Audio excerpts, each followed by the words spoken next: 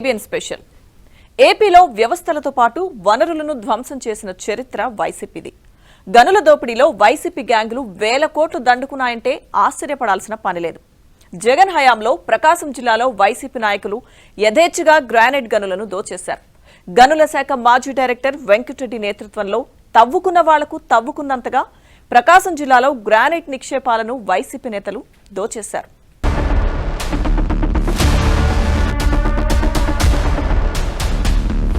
ఉమ్మడి ప్రకాశం జిల్లా చీమకుర్తిలో ఉన్న గ్యాలక్సీ గ్రానైట్, బల్లికురవలో ఉన్న స్టీల్ గ్రే గ్రానైట్ కి అంతర్జాతీయ మార్కెట్లో విపరీతమైన డిమాండ్ ఉంది.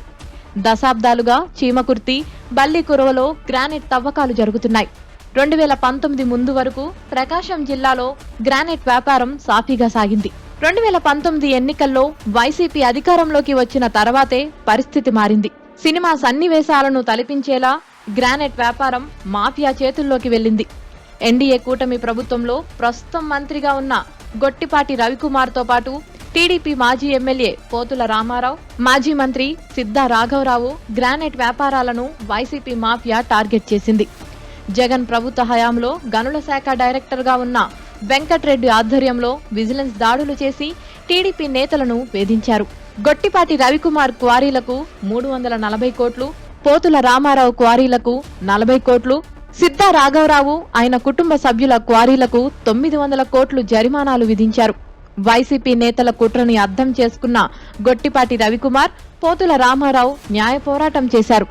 సిద్ధా రాఘవరావు మాత్రం కుటుంబ సభ్యులతో కలిసి వైసీపీ తీర్థం పుచ్చుకొని తన గ్రానైట్ వ్యాపారాన్ని చక్కబెట్టుకున్నారు.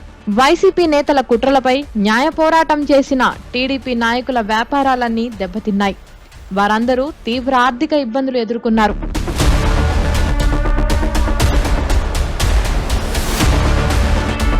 మరోవైపు ప్రకాశం జిల్లాలో గ్రానైట్ వ్యాపారాల్లోకి కడప జిల్లాకు చెందిన జగన్ మనుషులు అడుగుపెట్టారు. అప్పటి నుంచి వారు చెప్పిందే వేదం, చేసిందే చట్టంగా మారింది. వ్యాపారులను బెదిరించి గ్రానైట్ క్వారీల్లో వాటాలు పంచుకున్నారు. చీమకుర్తిలో ఉన్న ఏపీఎండీసీ క్వారీలో ఇష్టారీతిన గ్రానైట్ వెలికి తీశారు.